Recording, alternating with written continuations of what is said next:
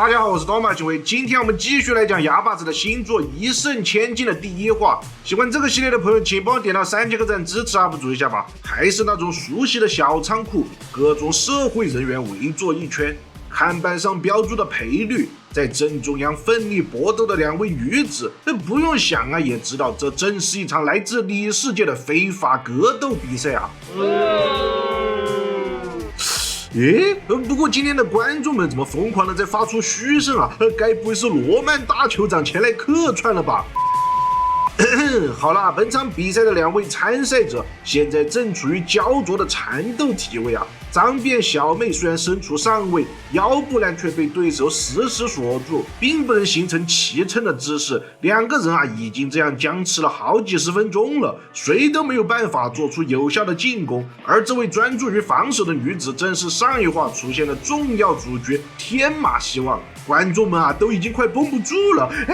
我去你妈的！你们2个垃圾打个电场赛都打了你妈40多分钟了，真当自己是主角了是吧？面对观众们的各种叫骂声，天马只是冷冷的和对手说道：“少废话哦，给我认真的打比赛啊！”结果不成想，对手也是早都绷不住了，在没有任何打击碰撞的情况下，直接就拍地认输了。这下来节目效果直接是炸裂了，观众们遇到这种假赛局，那恨不得把场子都给主办方给砸了呀！在比赛结束过后，这个叫做败者格斗联盟的全赛组织负责人也是感到焦头烂额啊，他直截了当的表示：本店庙小容不下铁观音啊，你们2个直接拿了钱就可以给老子滚了。张变妹子呢好像早就积怨已久了，她愤怒的表示：老子早就不想打这种憋屈的比赛了。只有天马还是一副呆头鹅的模样，完全不知道啊，这一切其实都是他的责任啊。于是呢，主办方就讲起了女子里格斗界的潜规则，像天马所在的这种小型团体啊，那财力和全运会之类的根本就无法相提并论嘛。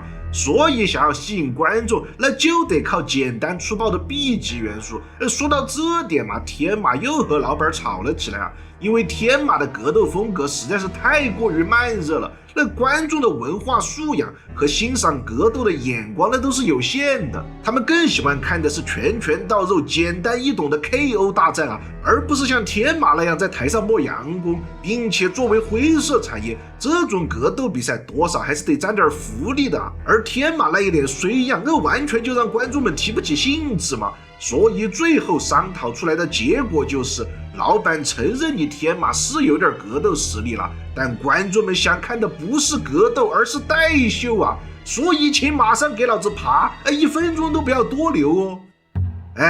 结束了一天不愉快的工作，在日本的著名景点歌舞伎町一番街，也就是那个男人的地盘啊，天马找来了好姐妹一起喝酒，倾诉她的不幸职场遭遇。毕竟她今年已经27岁了，这个年龄啊，在格斗界混得还像一滩烂泥，天马可以说是名副其实的人生败犬了。不过天马的2个好姐妹呢，也真是够意思啊，一位呢负责安慰，另一位则是说要帮天马出气。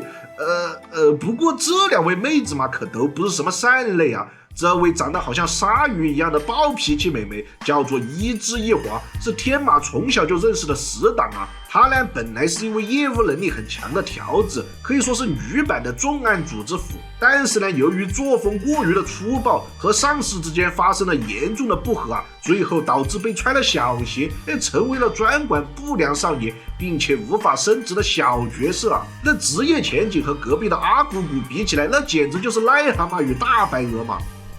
而另一位长相温柔的熟女系美眉叫做梅谷花奈，她是在初中的时候认识了天马和一华，并组成了3人小队。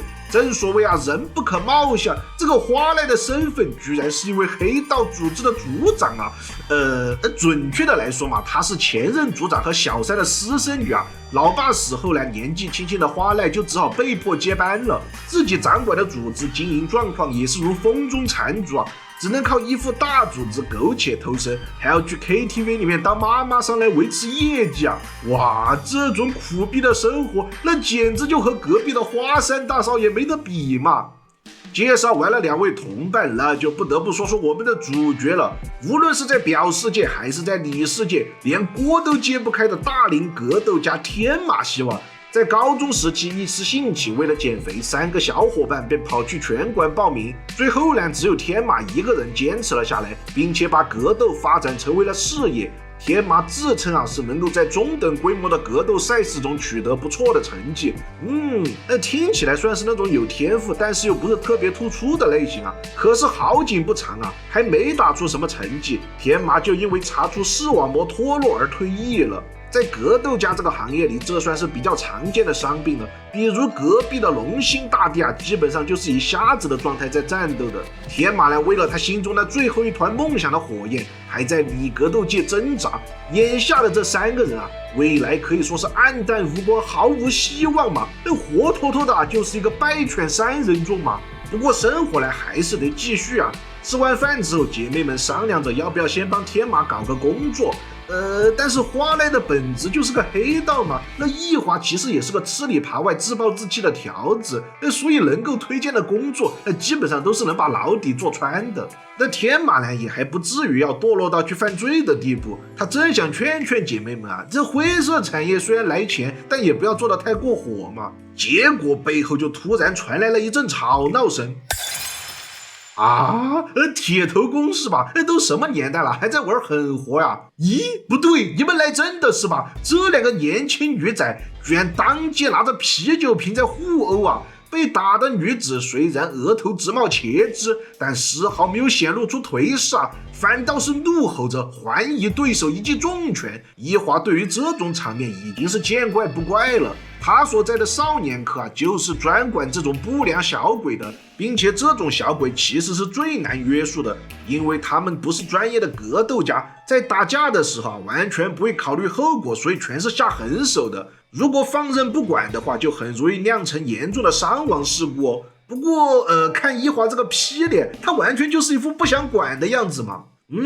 倒不如说嘛，这些小鬼最大的问题就是过于自我了，这完全就管控不了嘛。就连花奈这样的黑道也完全不想跟他们扯上关系一华甚至还感慨道，像这样庞大的问题儿童群体，要是老子能把他们收服了，那恐怕领导也是会对我刮目相看的吧。哎呀，我们在这里说了半天，这根本都是不现实的事情嘛。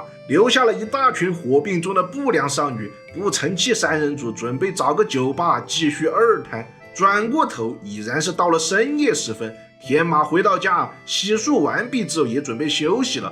想想今天聚会上朋友之间的遭遇大家都被生活和事业上的压力搞得是愁眉苦脸。你还别说这个天马倒是还挺善良的，自己都泥菩萨过河了，还有功夫担心同伴呢。李世界的女子格斗团体本来就不被看重，加上自己还被3流的团体炒了鱿鱼，这下在业界的名声可以说是跌到了谷底。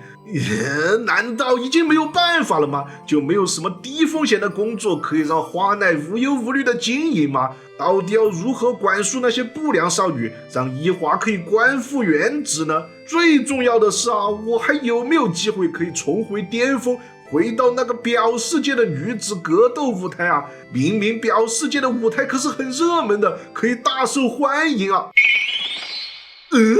突然间，床上翻来覆去的天马猛地坐了起来，他耳目圆睁，好似打通了任督二脉，就连皮肤也变成了小麦色。